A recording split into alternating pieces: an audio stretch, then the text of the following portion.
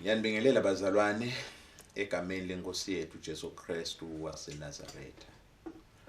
Siyambonga uNkulunkulu bazalwane ukuthi asiphe lethuba futhi lelifana naleli. Ukuthi bazalwane silokhu thatana ngelivi laNkulunkulu lophilako. Sanza kusho bazalwane ukuthi lokhuluma nani ngumfundisi Nkuna wala eMzinti. Ngihlanganyela ebandleni lase-Emmanuel Full Gospel. Namhla bazalwane ngifuna sikhulumeni kafishane sikhuthataneni ngendzaba lethi vumela lesimo lesilukhuni lokubhekene naso sikufundzise lokuthide lokuhle. Bazalwane siyadikhanza sisetimeni letingasemnanzi empilweni. Kodwa kufanele ukuthi leto timo lesikuto sifunze lokuthide ngato. Akusikahle ukuthi mhlawumbe nawu kuvele isimo lesithide empilweni ugcine ungafunzi lutho ngaso. Kepha kubalekile ukuthi isimo nasifika sithi masenga usho ukuthi lesimo noma ngabe besibhlungu kangaka mara naku lokuhle lenkufunzile ngaso. Labanye phakathi kwethu bayehlelwa dimo letithide letibhlungu bagcine bathatha tinqumo letingasikahle empilweni batikhanze sebenta lokungafanele ukuthi bakwende. Kodwa ubusisekile umuntu noma unenhlanhla futhi lona lothi ngabe asesimeni lesithide lesikhulu leso simo simholele empumelelweni leso simo simthuthukise ngoba afunze lokuthide ngaleso simo leso. Ake ngibekise bazalwane ukuthi kuyenteka umuntu ngenxa yekuswela umsebenzi ahambe afuna umsebenzi angawutholi. Kuthi ngaleso simo leso kunekuthi anconode ukuthi bulala mara lesimo simfundzise ukungcona aqalise kumbe libhizinisi lelithide letandla langatendela lo. Namhla labanye na ungaxoxa nabo uye ubathole ukuthi laba labasezingeni noma laba lesibaphumelele empilweni babo somabhizinisi labaphumelele empilweni. Labanye nabakutshela ukuthi baqala kuphi simo lesikhuni lesimende wacabanga leyo business leyo lesimo ngalawo magama samfundzisa ukuthi kukhona lokunye lakangakwenda empilweni. Lokusho ukuthi manje lo muntu lo kuthi noma manje sekaphumelela sinakabuka emuva ayibonge lenhlupheko ukuthi kube bekungasiyo lenhlupheko lokhu nalokhu ngabe angafiki kuko. Ngilesimo bazalwane lesifuna sithi khanze kuso noma sithi khanze noma sibe kulesimo nathi la start khanza khona sisho ukuthi ngalesimo lesikhuni naku lokuhle ngakufunza ngaso lesimo ngosengiphumelele ngifike la sengifike khona nje ngenduwe nginasi isimo lengike ngabhekana naso empilweni. Uye uthole sibonelo kunalabanye mhlawumbe bani labasikati lebake badonsa amadima empilweni mhlawumbe labanye baphila badlwengulwa lokurejwa ngathi indlela thide. Kodwa leso simo leso samfundzisa lo muntu ukuthi noma ngendiwa into lebhlungu kangaka kodwa kukhona lengakwenda. Labanye namhla baqalise tindzawo letithide tetincedza ebantu labahluphekako labangaphasi kwaleto dimo lethu tekuhlukunyetwa emakhaya. Lo muntu wendiwe yini usende letindvo letikunceda labanye bantu uvumelele simo labhekene naso wafunza kuso ukuthi noma ngabe ngehlelwe yindlu lebhlungu kodwa kukhona lengakwenda lokungaba lusito kimi kungagcini ngekuba lusito kimi kodwa ufinyelele nakulabanye abantu kusibasitakana. Kungenteka ukuthi khuluma nje mhlawumbe esimeni sakho lobhekene naso emshadweni asisiso simo lesimnanzi kodwa mzalwane ngiyancenga egameni laJesu ukuthi leso simo asingakubulali kodwa funza ngaso. Sende ukuthi nawe noma sivumele lesimo sikufundzise ukuthi kunjani yini lokungatsita ngako yini longasita ngako labanye bantu ngalesimo wena losuke ubhekene naso. Bazalwane asisithinzeni nawa emavi labhalwe lapha encwadzini yabaseFilipi sahluko 4 la umpostoli Paula abhale khona lencwadi aboshiwe asejele. Ngithanza ukuthi sicaphune lo verse 11 wakhona lapho umpostoli Paula athi akusike kuswela kwami ngoba mine ngifunzile kunetiseka kuto tonke timo. Ngithanza lamagama lathi ngifunzile kunetiseka kuto tonke timo. Letimo mangabe tikufundzisa empilweni noma uvumela simo sikufundzisa empilweni sikwenda ube ngumuntu lokhonako kuphila noma ngabe ukusiphi simo. Lenceke yaNkulunkulu uthi ngifundzile uthi maqhubeka verse 12 wakhona uthi ngifundzile kubaphasi ngifundzile futhi nekubusa kuwo konke ngifunze imfihlakalo yekwenetiseka nekweswela nekulamba. Uyabona tonke letindvo uthi lo mzalwane uyadada ufundzile ngaletimo ufundzile ngekuswela ngalamanye amagama kweswela kumende wafunza tindvo letitsite kumende wafunza kubeketela indlala imfundzisile tindvo letitsite yamfundzisa ukuthi kuyabeketelwa kanzi nako lokuphumelela empilweni kuyamfundzisa nje umuntu nanako ukuthi akwati kuphumelela noma akwati kuba lusito kulabanye bakhe kubuyela emuva kancane bazalwane. Leli Bible uma athi umpostoli Paul ngifundzile kunetiseka kuto tonke timo umuntu longati lutho noma umuntu longadlule etimeni kumenda ngasikhathi angati lutho. Lomunye uma singenda sibonelo longakase mhlawumbe wagula emtimbeni mhlawumbe akakwati ukugula ukuthi kuyini kulala esibhedlela. Uma eva labanye abantu ukuthi bagulile balala esibhedlela ubathatha njengebantfu labanekukholwa lokuncane bagula ngoba mhlawumbe banekukholwa lokuncane. Yini zaba lo muntu akhulume ngalendlela le ukuthi akakwati ukuthi kugula yindvo lenjani. Kodwa wena losuke wagula walala esibhedlela kukufundzisile ukuthi yini kulala esibhedlela lomunye umuntu uvani nangabe asesibhedlela. Kungako ke bazalwane letimo ngatinye letifikako empilweni yethu sifanele kufunza lokutsite kuleto timo kodwa singabi bandla bathatha bulala.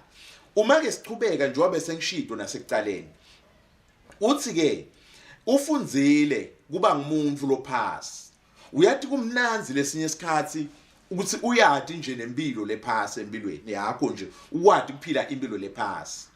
Uthi mawufika kulele setulu impilo kube uyakwati nalokuthi kuphila impilo lephasi basho indvo lenjani kulala emkhukhwini basho indvo lenjani ngoba iqiniso lisi bazalwane labanye babo bantu labaningi bethu balala etindlini letinhle kakhulu kulesikhathi lesi sanamuhla bahlala etindlini letiphakeme kakhulu kodwa liningi tawuthula ukuthi laqala emkhukhwini. Lomunye ngalendlela le kwamfundzisa ukuthi ngifuna ukuthi esikhathini lesithathu ngifuna kusebenta ngigcine ngakha indlu lekahle. Labanye bantwana leNkulunkulu abasitile bafundzile ngekuhlupheka kwasemakhaya akubo labahlala khona. Kunemntwana lophikelelako esikolweni tosi bantwana nabo labanye baphikelela esikolweni ulwa nekufunza ukuthi angifuni ukuqhubeka ngiphile impilo lengayiphila noma abantu abami baphile impilo mina lengikhuliswe ngayo. Uyabona ukuthi lo mntwana loye ufunzile kulesimo sakubo wenda sinqumo sokuthi mina ngifuna kufunza ngifuna ukuthuthukisa likhala kithi ngifuna ukuthi ekugcineni bantwana bangaphili ngalendlela mina lengikhule ngayo. Uyabona ukuthi umuntu leso simo leso lesibhlungu laphile kuso simende wafunza lokuthite ukuthi angilungise mina angende ngcono ngilokhu lengumemetelako kini namhla bazalwane kuleli thuba leli uNkulunkulu anginikete lona ukuthi lesimo lesi asivumele sikufunzise wende lokungcono kunalesimo wena lobhekene nalo.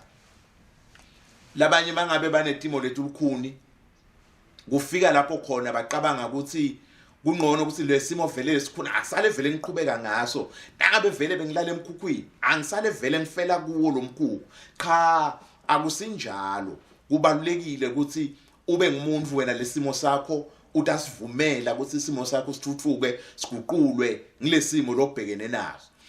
Live la uNkulunkulu ke bazalwane uma sifunza futhi encwadzini lefanako yabaseFilipi sithola umpostoli Paul afundzile futhi nalapho uyaqhubeka uyagcizelela la kufundzile ngetinhlupheko takhe njengoba sibonile lapha kusahluko sa4 lo verse 12 lo verse 11 na verse 12 kanjalo lapha kusahluko 1 na uqala kufundza ku verse 12 khona nakhona uthi umpostoli Paul bazalwane ngithanza ukuthi nathi ukuthi lokhu kwangehlela kwasida ekuqhubekeni kwelivangeli uyabona ukuthi lo mzalwane sofundzile ukuthi lehlupheko takhe yini lokuhle lokwendekile ngato lokuhle lokwendekile yini na uthi lokuhlupheka kwakhe aboshwe avalelwe ejele kusitile ukuthi livangeli likwadi kuqhubeka ngoba lesinye isikhathi siye simo lesikhulu masifika sikube ngwasi siyagcinzetela kungathi kude lokunye lokungasaphinze kwendeke empilweni yakho ngaso sona leso sikhathi ake kuvuke inkani mzalwane ukuthi kulesimo lesi ngifuna ukuphumelela ngaso noma sona sinenjongo yekungilimata kodwa mara mina ngaso ngifuna ukuphumelela uthi ke lokuhlupheka noma lokwamehlela kwende ukuthi livangeli lichubeke ngemali athi verse 14 wakhona kona lokuhlupheka kwakhe noma lokuboshwa kwakhe kwende kusibanye bazalwane baqiniswe bashumayele live laNkulunkulu ngemali uyabona ukuthi lo mzalwane ufundzile ukuthi noma marabona ngisebuhlungwini kwecala lenkuzuzile ngalenhlupheko lengibhekene nayo ukuthi livangeli lichubeke ngemali kwesibili kuthi nalabanye abantu bayakhuthateka nabangibona labanye abantu bayafunza lokuthide nangabe bangibona kule nhlupheko lengisuke ngibhekene nayo ngoba phela abazalwane eqinisweni lonke uma ngabe sasivumela simo kube khona lesifundisa kona kutawenda lokuthi empilweni yakho labasedute nawe kube khona nje labakhuthatekayo basho abantu ukuthi hey nami angeke ngivume kwehlulwa ngilesimo lesi ngambona sibani aqhubeka ngaphansi kwesimo lesimatima ngambona aphumelela ngambona sibani athengisa imatamatiso ngelibhavu enhloko kodwa kafundzisa abantwana ngambona sibani athengisa emafeti afundzisa abantwana ngako nami kulesimo lengibhekene naso ndawukhona eqhubeka ngambona sibani angumtali ayedwa akhulisa abantwana abafundzisa nami kanjalo lesimo ngesingihlule noma nginganamncedisi nami ngawukhona kubakhulisa abantwana baqhubeke bayaphambili uyabona ke ukuthi kuleso simo lesinjalo kwenda ukuthi lokubonako afunze lokuthide ngesimo sakho lesibhlungu uma wena lesimo sitaphusha sikuphushele ekutheneni wena wende okukahle ungasivumeli sikucinzetele phansi bazalwane sibitelwe enkonzweni yekufunza ngenxa yetimo lesibhekene nathu sivume kungasinye ngasinye isimo kuthi singifundise lokuthide lokutaba lusito kimi nakulabanye abantu athi ke umpostoli Paul futhi encwadzini yabaseRoma sahluko sa5 verse 3 uthi ke akusiko lokho kodwa sithi bonga nangetinhlupheko ngekwadi ukuthi kuhlupheka kuveta kukhuthatela uyabona na ufika kulesigaba sekuthi bonga ngetinhlupheko uthi bonga ngalenhlupheko ngoba lenhlupheko usina ubuka emuva ubone kusi lenhlupheko le yanceda yona noma bengabuva kuhlungu kodwa ngayo ngiyayibonga kusi bekunetinto ebengeke ngifike kuto kube ngabe angizange ngifikelwa ngilenhlupheko kungendeka abazalwane labanye bethu kulesikhathi seCovid sivile ukuthi imisebenzi iyalahleka kulabanye ngeke basakhona ukubuyela emsebenzini simo lesikhulu kakhulu leso labanye babo uthola ukuthi balahlekelwa ngile misebenzi nje banetikweleti letsite bangasakwadi ukubhadala abanye balahlekelwa indlu lebabhadala amabhangi ayathatha indlu kodwa ngithanza kusho bazalwane ukuthi nakuso sona leso simo lesikhulu kangako kukhona lesingakufunza abazalwane khona lesingakufunza empilweni khona lesingakufunza kusite akusiso isikhathi sekukhala kube ungaze utilimate empilweni kukhona lesingakufunza ngenkosi yethu uJesu Kristu listen iBhayibheli bazalwane nasifunza kumaHebheru sahluko 2 le verse la 18 liBhayibheli lithi bazalwane lithi Jesu lo ungilovelana nathi ngoba naye walingwa lisike unemandla kusita bonke labasekulingweni. Ngakho bazalwane kuto tonke letimo sinemandla kwenta konke ngaJesu Kristu lovelana nathi. Live la uNkulunkulu lisho njalo lapha kubase Filipi sahluko 4 verse 13 uthi lapha lo mbhali nginemandla ekwenta konke ngayiKristu ongiqinisako. Uthi lo munye usilelisi lenye lihumusho ngikhona kumelana nato tonke timo ngaJesu ongiqinisako. Ngalamanye emagama bazalwane Jesu lesimkhondako etimeni letilukhuni usiniketa emandla ekumelana nato tonke timo letilukhuni lesibhekana nalo. Usavumele lesimo usisifundzise inhlito yakho ayingasuki kuJesu ngoba ngaJesu bazalwane sitawuphumelela. ngaJesu bazalwane sinemandla ekumelana nato tonke timo sitawundlula kuto tonke timo emshadweni wakho empilweni yakho eguleni lokubhekene ngenxa yaJesu losiniketa emandla ekumelana nato tonke timo. Kulesikhathi lesi mhlobo wami angithandaze ukuthi uNkulunkulu akakuside ukuthi ungatibulali ngalesimo kodwa lesimo usivumele sikufundzise lokutakuphumelelisa. Babelo ngcwele egameni lika Jesu Kristu sisite uNkulunkulu wethu sifunze egameni la Jesu Kristu ngato tonke timo Nkosi lesihlangana nato. Sifunze babe lokutawusisita babe emva kwalitimo sisho ukuthi siyayibonga lehlupheko siyalibonga lolusizi lolwafika empilweni tethu ngoba ngenxa yalo safunza babe lokuthitha saphumelela empilweni. uNkulunkulu wami nanguya lo seqabanga Nkosi ukuthi akusana lutho la ngasaphinze lokuhle lokungase kufike empilweni yakhe. Egameni la Jesu Kristu waseNazaretha hambela babe longcwele ngileyo naleyo nhlitiyo hambela babe ngileyo naleyo mbilo egameni la Jesu Kristu waseNazaretha. uNkulunkulu wami basite bantwana bakho etimeni lokukhulu lebabhekene nato bafunze kuleto timo bafunze uNkulunkulu wami ubafundzise kubeketela abantwana bakho ubafundzise babe kuqinisela abantwana bakho konke lokubabe kwendela uluthumo lwenkosi yethu Jesu Kristu. Amen. Siyabonga bazalwane, siyambonga uNkulunkulu kakhulu. Siyambonga bazalwane, niqhubeke bazalwane nathi ukuthi uNkulunkulu wethu ukhona kusita, ukhona kusiphumelelisa ngaphansi kwalenza. Vumela lesimo lesilukhuni sikufundzise lokuhle egameni la Jesu Kristu.